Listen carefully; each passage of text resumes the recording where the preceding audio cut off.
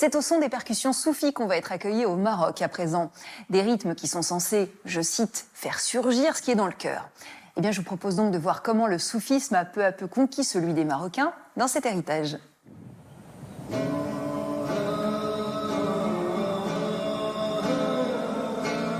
Surnommé le pays du couchant lointain, le Maroc a très tôt été traversé par un vent spirituel venu de l'Est.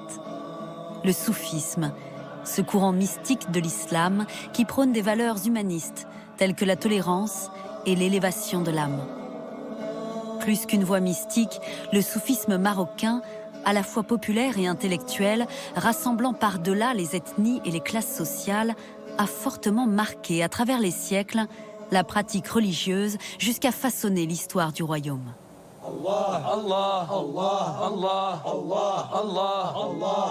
Si le Coran indique comment se comporter dans le monde, le soufisme, lui, encourage le fidèle à se rapprocher de Dieu par une quête intérieure qui passe par l'esprit, mais aussi le corps.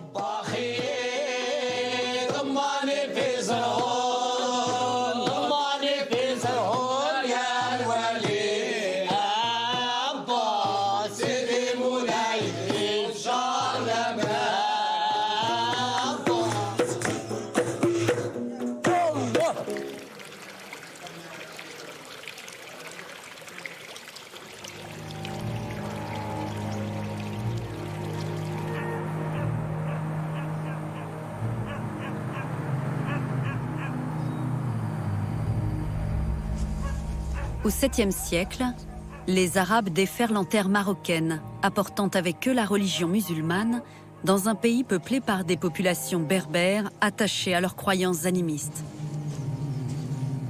Si l'islam est rapidement adopté dans les villes, dans les campagnes, attachées aux traditions, c'est le courant soufi qui séduit, grâce à des maîtres qui s'installent dans les villages. Au Maroc, tout au début de l'arrivée de l'islam, dans les campagnes, il y avait des berbères principalement, et eux, ils ont été islamisés plutôt à travers des sortes de maîtres soufis itinérants, des mystiques musulmans qui ont parcouru les campagnes, qui se sont installés localement et qui ont remplacé les figures tutélaires locales. Et ces hommes et ces femmes aussi parfois, ils ont eu une place très importante de guide, de conseil. Hein, ils ont notamment, eux, converti massivement dans les campagnes les berbères. Ces maîtres spirituels sont sollicités par les villageois pour régler leurs affaires, mais aussi pour prodiguer leurs sages conseils. On les considère comme des saints, propageant une énergie divine que l'on dit miraculeuse, la baraka. Ils pouvaient aider les gens, pouvaient guérir les gens. Et ils ont, eux, cette particularité d'être justement, même après leur mort, chargés de cette baraka, là où ils sont enterrés, dans les mausolées, et on vient les voir vraiment pour cette idée de baraka, de recevoir cette énergie divine. Et alors, à travers le temps, eh bien, ces maîtres soufis qui, au début, dans les premiers siècles de l'islam, étaient plutôt des maîtres isolés, comme ça, des maîtres errants, eh bien, ils ont fini par rassembler autour d'eux énormément de gens. Peu à peu, à partir du XIIe siècle, les Zaouïas, des centres soufis, essaiment dans les campagnes. Ce courant de l'islam est facilement adopté par les villageois car il sait se mêler aux rites et aux traditions locales. Ce soufisme populaire est une approche de l'islam qui s'intègre dans le quotidien des Marocains, insufflant partout cette énergie divine, notamment lors des cérémonies de mariage, de fêtes, de naissance. Comme ce soir, où la confrérie des Ahmad Shah est venue célébrer des prières et des danses jusqu'à la transe.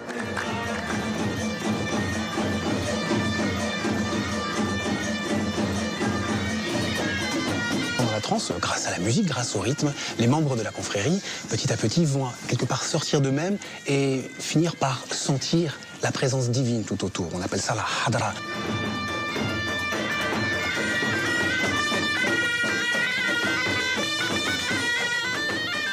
Ces rites inspirent une véritable philosophie de vie et les Zaouïas prospèrent jusqu'à tisser un réseau à travers tout le royaume.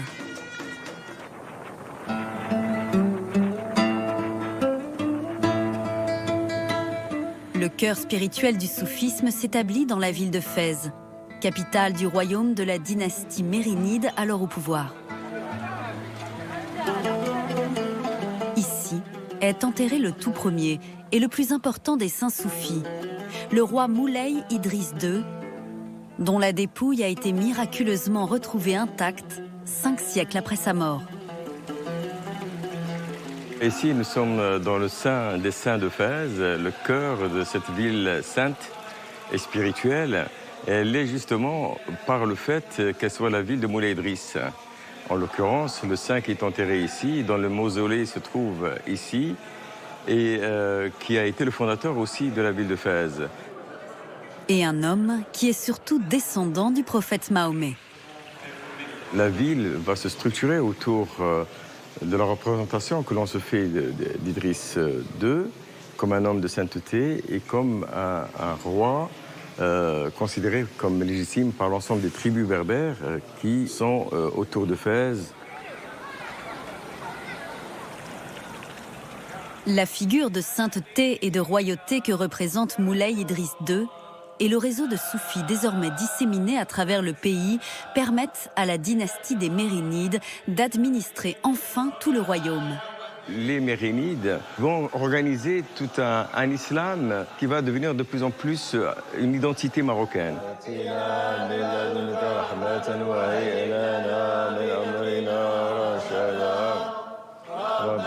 Bien que sacré, ce sanctuaire reste un espace de vie. Comme toutes les zaouïas, il sert à la fois de mosquée, de mausolée, mais pas uniquement. Ça devient aussi un lieu d'activité sociale, d'accueil de personnes qui sont dans un besoin particulier, que ça puisse être un besoin de santé ou bien tout simplement un besoin économique ou bien aussi d'éducation. Donc tous ces lieux, c'est ce qui va former les zaouïas. C'est ça qui va mailler la culture marocaine. Tout autour du sanctuaire se développent des dédales de ruelles. Le cœur de la médina de Fès se met à battre au rythme des corporations d'artisans qui s'installent au pied de ce lieu sacré. Tanneurs, ferrailleurs, sculpteurs font resplendir l'artisanat. Leur savoir-faire anime le quotidien jusqu'à insuffler le rythme de leur travail aux confréries soufis. À l'origine, les Hamadchas étaient des ferronniers. Ils apprenaient le rythme avec le travail du fer. Et lorsqu'ils travaillaient le bronze, ils étaient aussi bouchers. Et en utilisant les haches pour couper la viande, ils avaient un rythme. La méthode des Hamdouchi, c'est un rythme en 5 temps. On apprend ce rythme aux jeunes pour qu'ils pénètrent dans leur sang.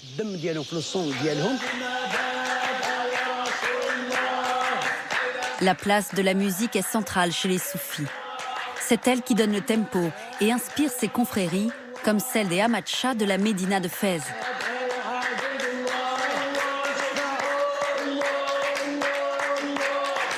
Cherchant à se rapprocher de Dieu à travers le rythme, l'esprit glisse de l'invocation sonore à l'éveil de la conscience du fidèle. Une cérémonie ponctuée de prières. Notre confrérie soufie est pure car elle vient du cœur. À travers ces louanges, nous demandons que les malades puissent obtenir la guérison. Nous prions pour que la pluie vienne lorsqu'il y a des sécheresses. Et en prononçant le nom de Dieu, le cœur est apaisé.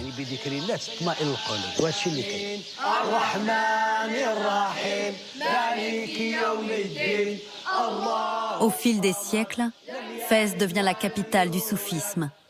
Les lieux de culte prospèrent dans toute la Médina et les lieux d'échanges intellectuels se multiplient.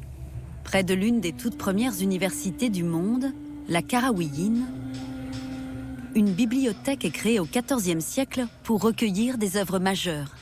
Des trésors y sont conservés, un héritage de cette période où la ville fut un phare de la pensée.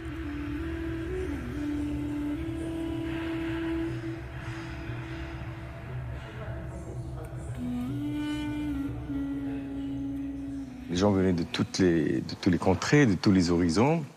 Il faisait vraiment le caractère propre de cette ville de Fès qui était dédiée véritablement au savoir, dédiée à la spiritualité.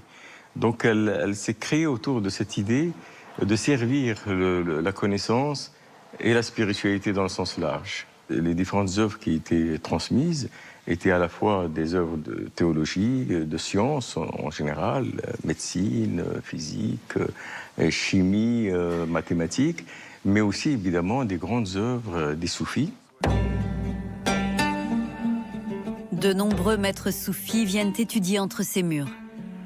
Et c'est au XVe siècle que l'un d'entre eux, le soufi El Jazouli, érudit de la Karaouiyine, s'illustre en créant sa propre confrérie. À cette époque, des guerres fratricides provoquent le déclin de la dynastie berbère des Mérinides. L'anarchie dans le pays profite alors aux Portugais qui envahissent les villes côtières de Ceuta, Safi et d'Agadir. C'est alors que l'illustre saint El Jazouli devient un symbole de la résistance contre cette occupation. Ce sage El Jazouli propage alors son enseignement et va jusqu'à fonder des milices monastiques, suscitant un énorme élan de résistance armée et populaire. Tout au long des côtes marocaines, il s'est créé des centres soufis qu'on appelait des ribats, qui étaient des centres à la fois de prière, de méditation, d'études et des avant-postes de défense du territoire. Jazouli a exprimé ce type de soufisme à un moment où le Maroc était menacé par l'occupation et l'invasion ibérique et portugaise. Durant les siècles de guerre et de diverses occupations qu'a traversé le pays, ce réseau de confréries soufis a permis de rassembler les populations par-delà le territoire. Certaines ont même su dépasser largement les frontières du Maroc. Quelques minutes avant l'appel à la prière, la Zawiya Tijania accueille des fidèles venus du Sénégal se recueillir sur la tombe du maître Sidi Ahmed Tijani, un saint érudit du XVIIIe siècle, respecté aujourd'hui dans le monde entier. La tombe de Cheikh Sidi Ahmed Tijani est constituée le point central de cette Zawiya.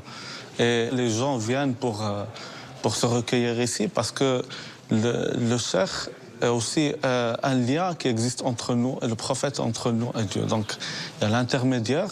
Du coup, les gens viennent pour l'intermédiaire spirituel et pour se recueillir spirituellement.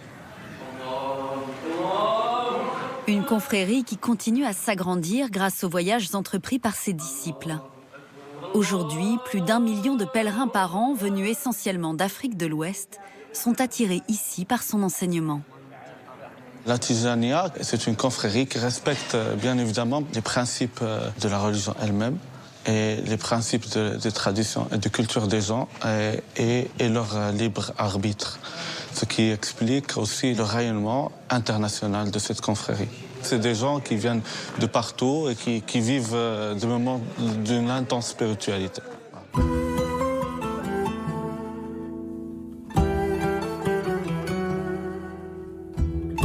Si l'islam sunnite est aujourd'hui majoritaire au Maroc, il a su laisser une large place au courant soufi dans le pays. Une cohabitation simple, faite de respect et de tolérance, profondément ancrée dans la société marocaine.